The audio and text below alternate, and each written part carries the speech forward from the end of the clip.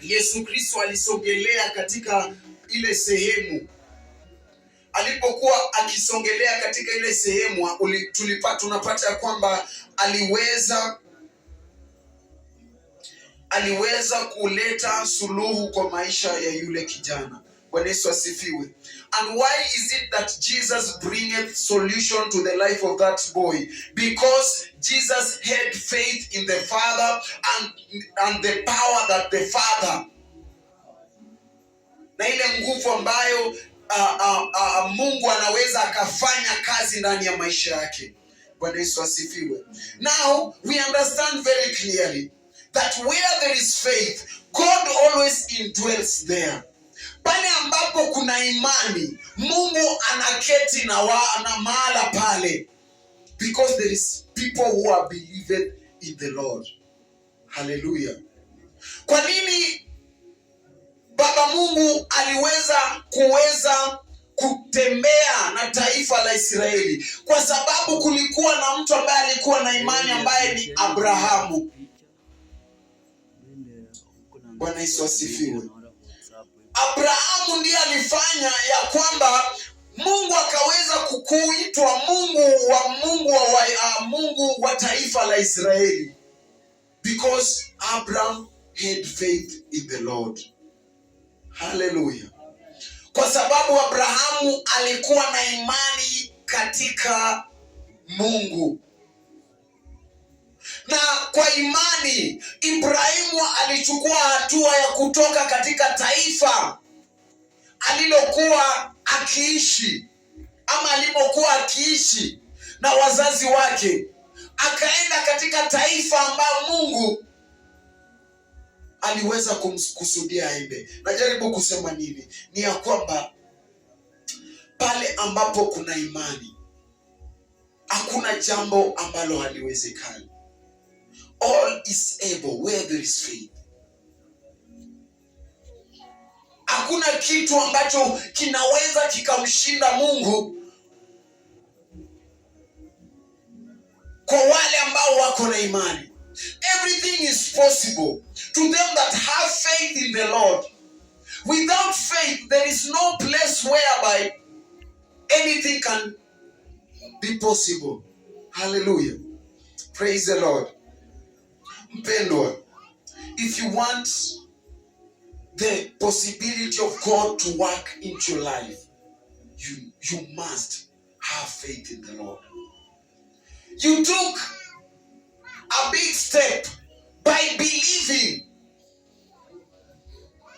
in Jesus Christ. Yes, you did well, but that is not enough faith to make things to happen into your life. You must take another step to continue to believe in the works of God. And Jesus was speaking very clearly and saying, alikuwa anazungumza waziwazi akisema ya kwamba yeyote atakaye niamini mimi, na amini kazi ambayo naifanya, ataifanya hata zaidi. Why was Jesus saying like that? Inamaanisha kwamba believing in him cannot make possibility to work into your life. Hallelujah. Haiwezi ikafanya mambo yanayowezekana kufanyika kwa maisha yako, hapana. Lazima uchukue hatua nyingine ya kuamini kwa nguvu ambazo zinatoka kwake kufanya kazi. Hallelujah. Kwa hivyo wanafunzi wake Yesu Kristo, kwa nini walishindwa kumponya huyu kijana? It is just because the disciple, they didn't have faith that is enough. Faith that Jesus had in his works. Bwana Yesu asifiwe. Yesu Kristo tunamtizama katika hata alipokuwa akimfufua Lazaro, anasema ya kwamba Baba, sitaki ufanye hili kwa sababu mimi siamini. Mimi ninaamini, lakini fanya hili kwa sababu ya hawa ambao wanatizama na wale watakao kuja kusoma. What does that mean? Inamaanisha kwamba Jesus Christ knew everything is possible because he had faith in the Lord. Hallelujah. Bwana Yesu asifiwe. Wacha tusome neno letu. Neno linasema kwamba, so Jesus answered and said to them, have faith in God. For assuredly I say to you, whoever say to this mountain, be removed and be cast into the sea, and does not doubt in his heart, but believes that those things he said will be done, he will have whatever he says. Oh, this is a different story that speaks about the fig tree, ambao wanafunzi waliweza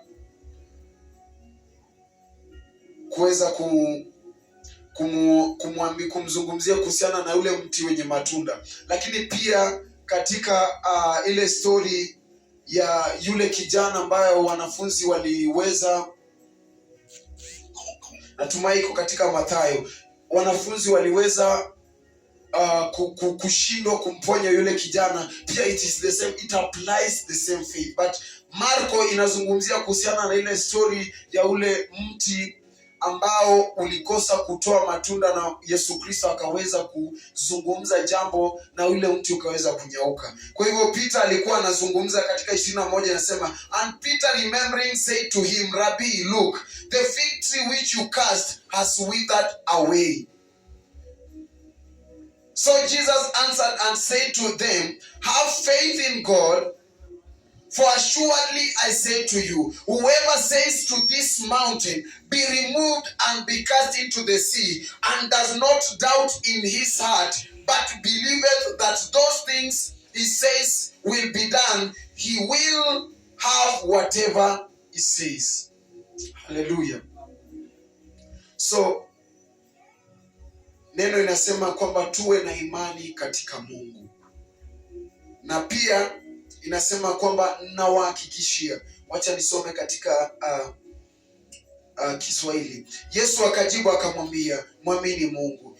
Amin nawaambia, yeyote atakaye uambia mlima huu, ng'oka ukatupwe baharini, wala asione shaka moyoni mwake, ila aamini kwamba hayo asemayo yametukia, yatakuwa yake. Ni mara ngapi mpendo umeomba, lakini maombi yako kwa sababu ulikuwa na shaka, unapata ya kwamba yale maombi hayajibiwa. The word is teaching us about having doubts in our prayers. Wewe unaweza kuwa umeamini ya kwamba Mungu ndiye Mungu anayetengeneza njia, lakini wakati unapofika mahali mawimbi ama majaribu yanapokuja, unapata ya kwamba you start having doubts. Na neno nasema kwamba ukiwa umeamini katika bila shaka, utapokea chochote kile ambacho unastahili. Haleluya. Lakini ukiwa na shaka moyoni mwako, ina maana ya kwamba bado imani yako haijakamilika ama haijakuwa imara vile inavyostahilika. Bwana Yesu asifiwe. Peter aliweza kumwambia Yesu Kristo ya kwamba wakati walipokuwa katika merikebu katika bahari, Yesu Kristo hakukuwa miongoni mwao, lakini kidogo akatokea akitembea juu ya maji. Peter akasema kwamba kama wewe ndiye ni kweli Kristo, basi hata na mimi uniruhusu nije pale ulipo. Akatoka akaenda. Lakini wakati alianza kuwa na shauku, ndio tunapata kwamba Peter aliweza kuzama. Praise the Lord.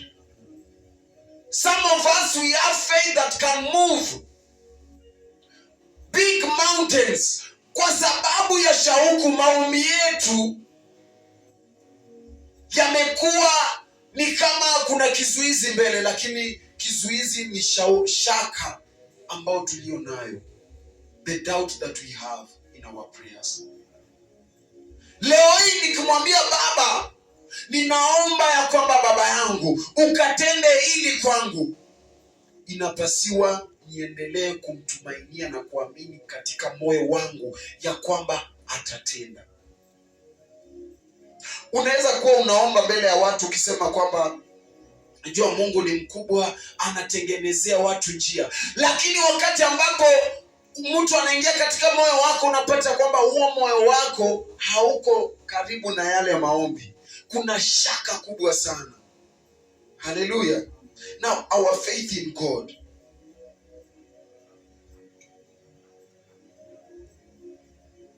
Why do we need faith?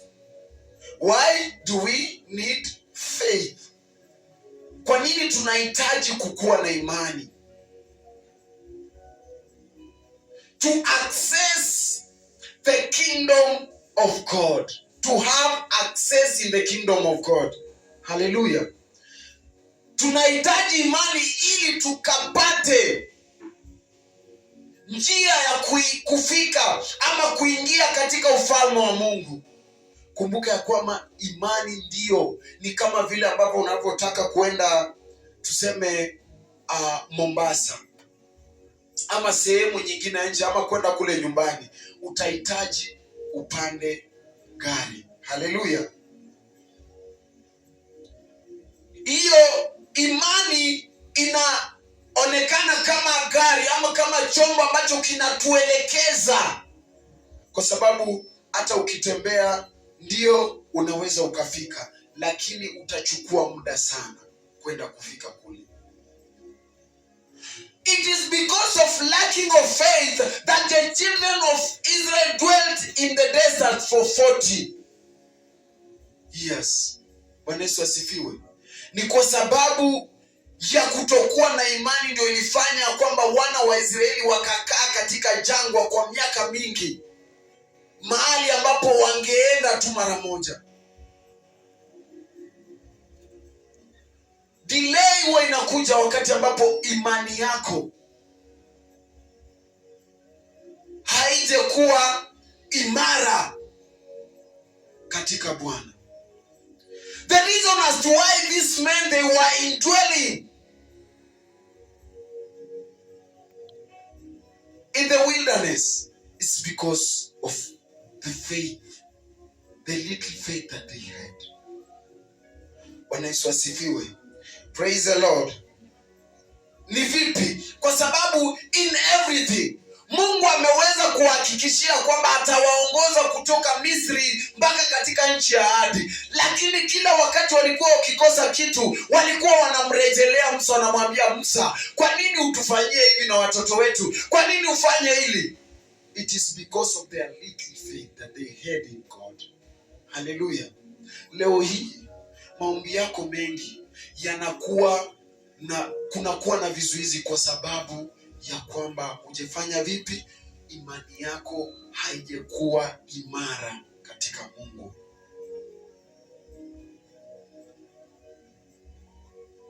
Haleluya. Kuwa na imani katika Mungu. Imani ndiyo gari ambayo inatuelekeza katika access the things of the kingdom.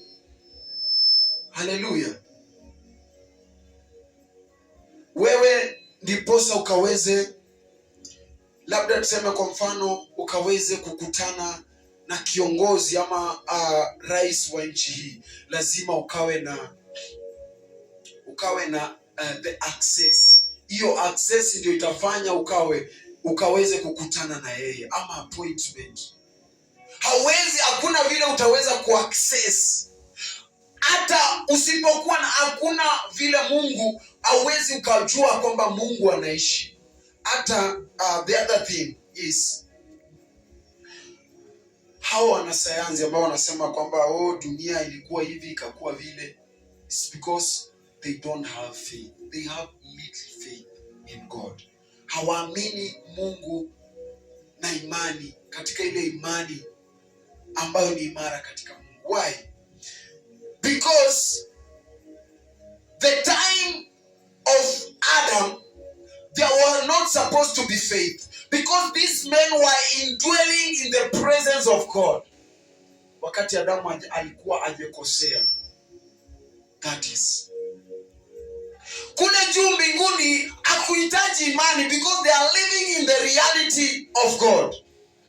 But here we are, wakati makosa yalikuja, imani ndio ambayo inatufanya tunajua ya kwamba Mungu, kwa imani Mungu aliumba mbingu na nchi. Kwa imani Mungu alifanya vyote vilivyomo katika ulimwengu kuweko. It's because of faith. Now faith that Jesus is insisting, this is what carries us to access the kingdom of God and to know that God exists and God is there. Remember, you cannot be saved. Hauwezi ukaokolewa kama hauna imani. How does faith come? From this word. Imani inakuja kupitia hii neno. And not only by you reading, but by hearing. You cannot read what you don't understand. But when someone is explaining it to you, now there is where faith comes, and comes by hearing. Romans 10:17. Faith comes and comes by hearing of the word of God. Bwana Yesu asifiwe. Yesu Kristo aliweza kuhubiri injili. Aliweza kuleta hii na akaizungumza, akaitamka. Hakukuja tu akakufa na akaenda, pana. Aliweza kuwainua wanafunzi kama mashahidi ambao watakuwa wameshuhudia na wataenenda kote kote ulimwenguni wakahubiri habari njema. Wanapohubiri tunapokea imani. Tunapopokea imani, now we can understand how God created and what happened into our lives. Hallelujah. Kwa sababu wakati ambapo mtoto anapokuwa, na huyu mtoto unapata ya kwamba anakumbana na changamoto fulani katika maisha yake, ama kuna tabia fulani ambayo alionayo, pasipo mtu kumwambia kwamba uko na tabia tu kama ya mzazi wako, hawezi kujua ni tabia nani. He will live, anasema kwamba hii ni maisha ambayo nilikutana nao. Wengi wanaishi katika dhambi wakisema kwamba this is our life. Kwa nini mtu akuja atuambia kwamba tuliifanya dhambi na hatukufanya dhambi? Lakini ukweli ni kwamba umesikia kwamba dhambi zilikuwa. Wakati utaendelea kusikilia ile neno, utapata ya kwamba una imani yako inaanza kuelewa, oh yeah, this is how I was got involved in sin. Na ni kwa nini nimehusika. Mungu aliumba mwanadamu na kuendelea kuumba vile alivyoendelea kuumba kizazi kile, ndicho ambacho kimeendelea kuongezeka. Kilipoongezeka, ina maana nikazaliwa katika kile kizazi cha dhambi. Hivyo hivyo wakati ambapo Yesu Kristo amekuja na amekufa kwa ajili yangu, nikimkubali yeye, nimezaliwa tena katika uhai, katika utakatifu. Nimezaliwa katika Kristo. Hallelujah. It is faith. Usiseme ya kwamba muovu anaweza kusimama kuzuia maombi yako, lakini ukiwa na imani katika Kristo hawezi akafanya chochote, because there is people who have faith. Hallelujah. Wakati ambapo Petero aliweza kuchukuliwa, napenda kutumia hii story, alichukuliwa na kanisa likaomba kwa imani, na walipoomba kwa imani hakuna chochote muovu angefanya. Maana usiku wa manane Mungu alituma malaika wakamfungua Petero toka katika ile minyororo na wakamwelekeza, wakamtoa katika ile gereza. Paulo na Sila kwa imani waliomba, milango ya gereza ikafunguka. Hao askari walishindwa, waliogopa, kwa sababu waliona kwamba wafungwa ambao tumefungiwa wametoroka. Where there is faith, God indwells there.